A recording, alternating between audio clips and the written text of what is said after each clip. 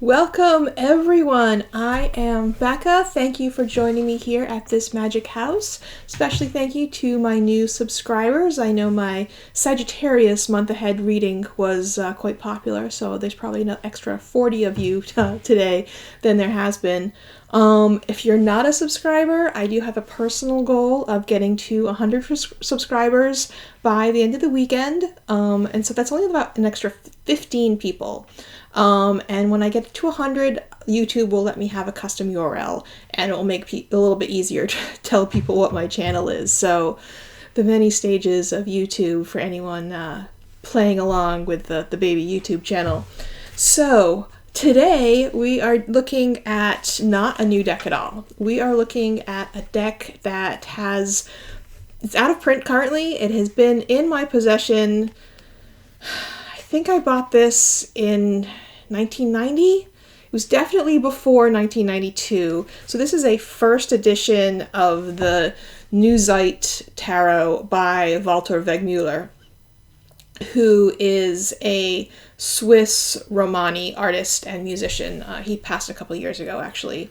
This was originally printed in 1982. A second printing came out, I think, in 92, but it has been out of print for a while. There's definitely copies available online for not huge amounts of money. I've seen them anywhere between $40 and $150 if you're interested, in all sorts of conditions. So first I'll say this is a tuck box. I bought this as a teenager. I was not gentle to it. I've got a big green ink stain on it.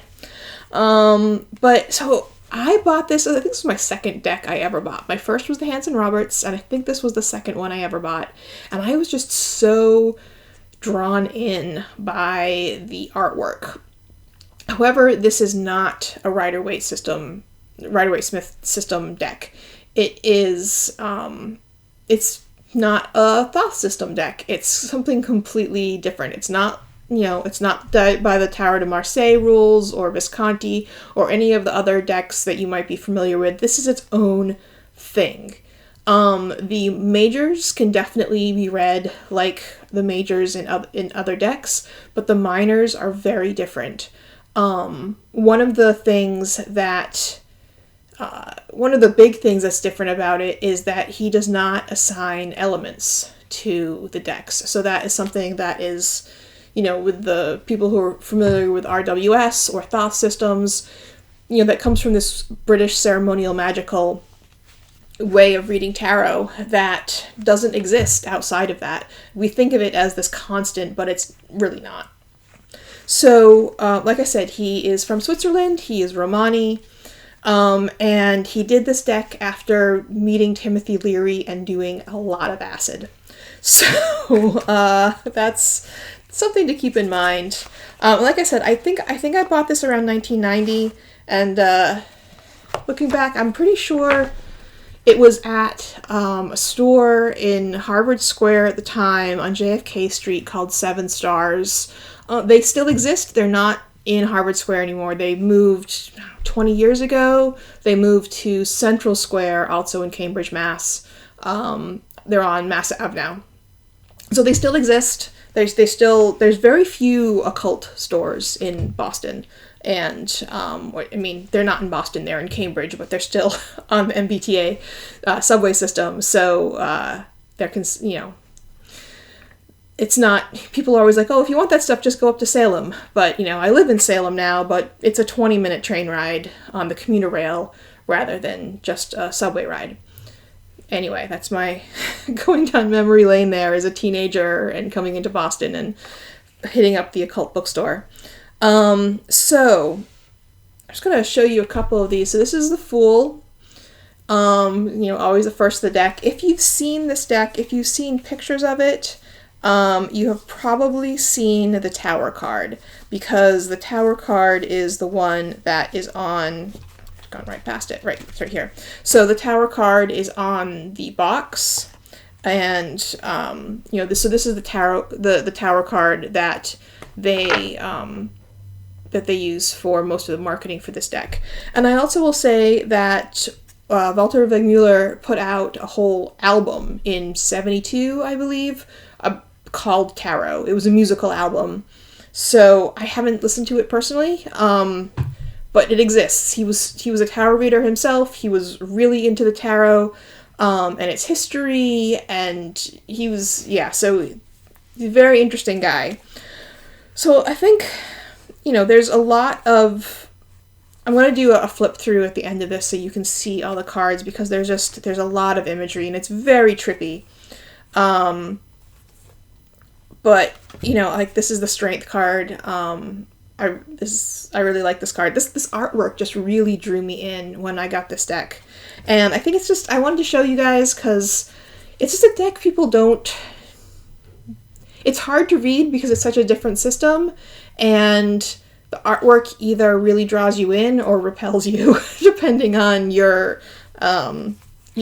feelings about artwork created while tripping on LSD. I always love this moon card. Like I said, the moon is one of my favorites. The moon is...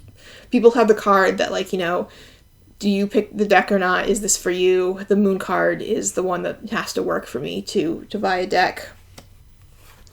And there's a lot of... See, like, the Judgment card, it's not just the end of the world judgment. There seems to have been some sort of nuclear apocalypse. And this is called the Neuzeit Tarot, which means New Age. And not just New Age as, used in English of, like, New Age thought, which is, kind of like paganism and spirituality and stuff like that, but, like, the modern age. And this, the World card features a pregnant robot. So there's a lot of, like, really modern imagery in this deck, which I think is really interesting and something that you're seeing more of it now. It was not really it was very uncommon in the 80s when this deck was drawn. So the suits are the suits that you recognize. This is the Ace of Pentacles, but the numerology and the meanings, they don't match up to they don't match up really at all. So I will go through just to show you. So you have here, like, the page and the Knight of Pentacles, and the page says betting office, and the Knight says bank. So what I find, if I do read with these cards, and I don't read with them often, but if I do read with them, I often use them for political readings, because they are and I'll say I have the pieces are literally flaking off of my little white book. It is in rough condition, but it still exists. And considering I bought these when I was maybe 16, I'm actually pretty happy with how they exist. I mean, over here I have my Aquarian deck, which I bought this copy of it a year ago to when I was reading in downtown Salem during last Halloween, and I was carrying it with me, and it's missing. It's like, it's the top flap of this tuck box is just completely missing. So I'm pretty rough on my decks, especially when I say, like, when I say decks are good because they have good sturdy boxes, it's because I am rough on my decks. I kind of destroy things. So the fact that this one has survived in my care for 30 years, and the worst that can be said is I let a pen explode near it. I think, for me, that's doing pretty good. So this little white book, I still have it. Like I said, it's in very rough condition. I'll try to take some photos of it to put it up over here without damaging it. But it does go into the description of the artwork a little bit, the divinatory reading and the reverse reading for each of the cards. And they're very different, and you can tell just by looking at the photos. So going back to the cards a little bit, here's the King of Pentacles, and he's this kind of media mogul with a TV and a microphone. Swords. This is actually a really lovely Ace of Swords card with the sun and the moon. I really like this imagery a lot. And I'll show you just, for one thing, this is the Three of Swords. It has these smiley celestial faces on it. It's clearly not the Three of Swords that you would expect in, in a Rider-Waite system deck or Thoth deck. It's not, one of the reasons the Three of Swords in those decks are considered such a bad card is that it relates to astrology correspondences, and this deck just doesn't care about astrology. So, if you also don't care about astrology, it might be worth looking into. I just want to read the Three of Swords here. Dance of the earth, the sun, and the moon. The battle of the earth is the eternal process of life and death, shadow, and eternal reincarnation. The three swords represent the three dimensions of yesterday, today, and tomorrow. Divinatory meeting. A welcome visit from a woman. Fertility. A key position can be obtained. Educational courses are completed. Pay attention to the animal world. Nature is well disposed.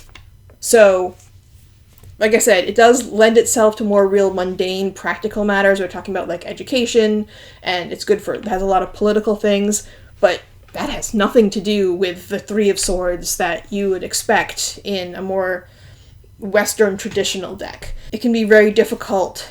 It's, I've been reading tarot for 30 years now, and this is something that if I read with this deck, I have to always consult the book, because it's just, I don't read with it very often, and it's so completely different that I can't have these cards memorized.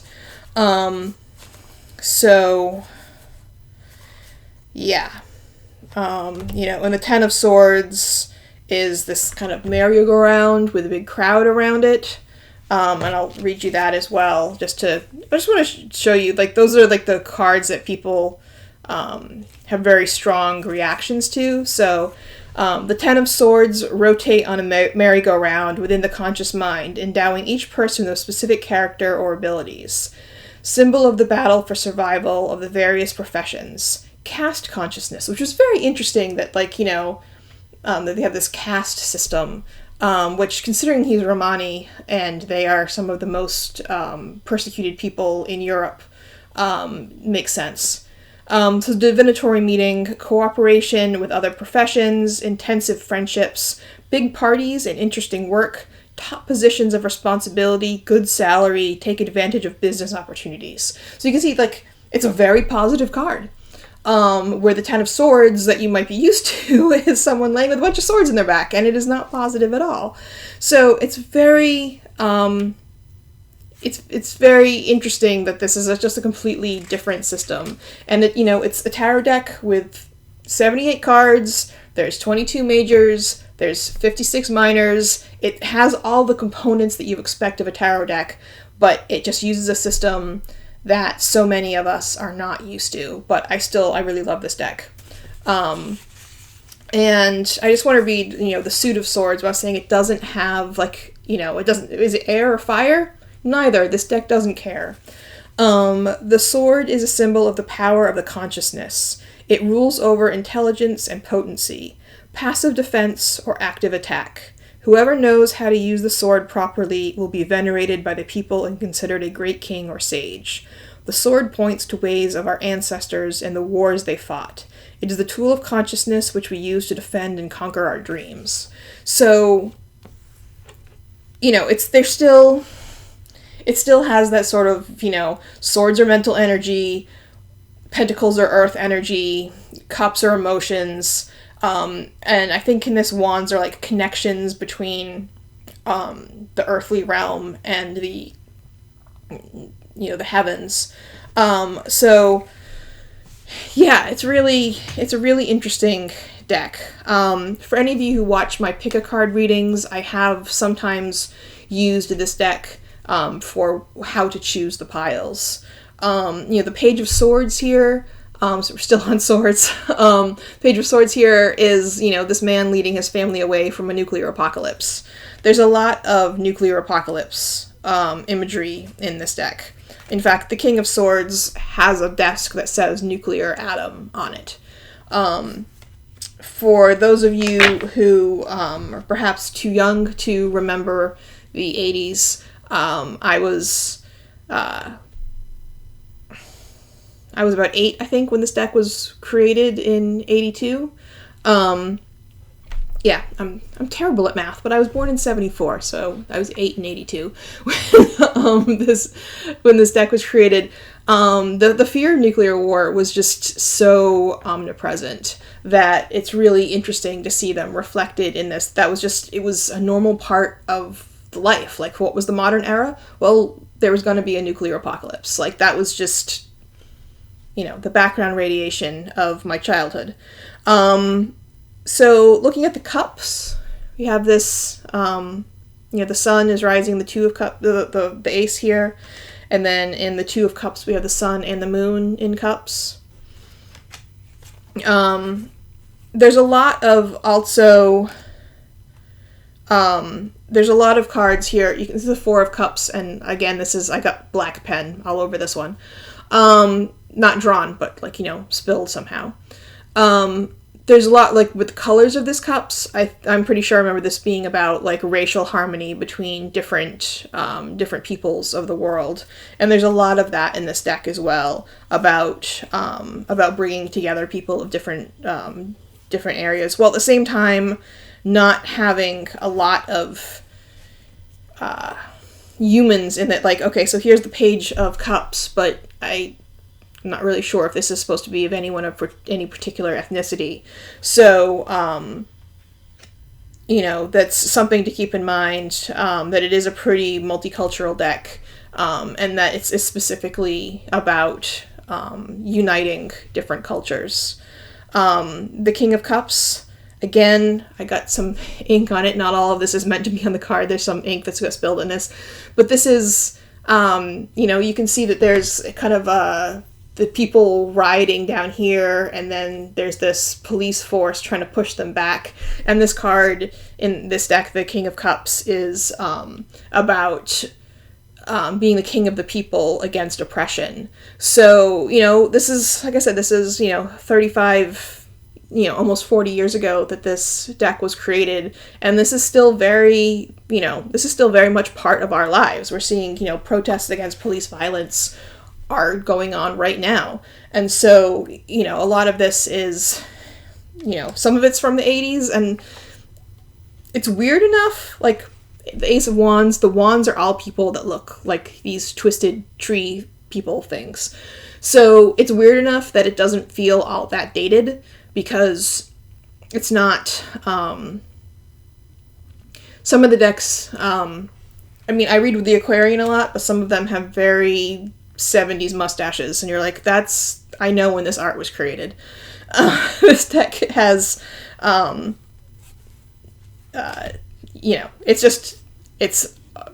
it's unusual enough that it doesn't feel dated, because no one else was creating artwork like this at the time, and no one is creating artwork like this now. This Page of Wands, like I said, wands are this connection between the natural world and the heavens, and the Page of Wands is sort of an astrologer. And then you have the King of Wands, who's also reaching up into the heavens to, and he has this little rocket here. There's a lot of space age imagery as well. And the Queen of Wands, the wands often have the earth as all these hands coming up out of it. And it's very, like I said, this is a very LSD inspired deck.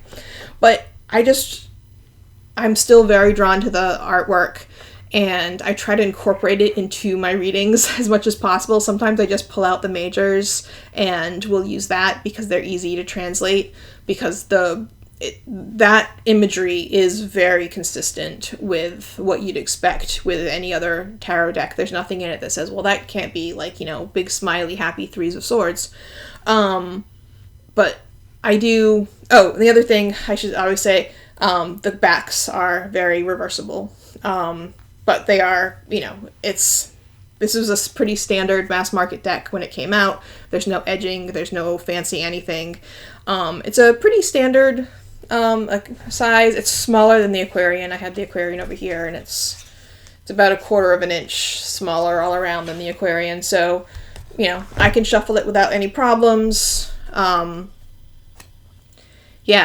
thought I'd show you this because we've been, looking at new decks, looking at modern ones, and you probably won't have this deck. Like I said, it's only available used in most places. It's out of print.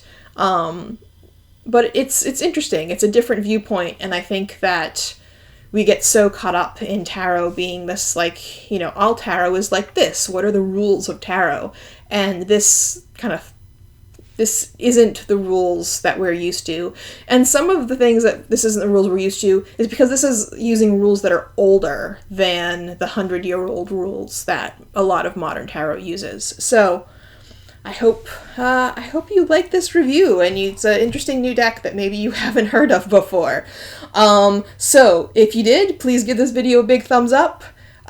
Leave me a comment, tell me what you thought. Subscribe to my channel, like I said. My personal goal is to have 100 subscribers. My channel's only been around for about a month and a half right now, so I'm trying to get to that 100 subscriber mark and get a custom URL and see where things go from there. But I love talking to you guys, and I will see you later. Thank you so much. Stay safe out there.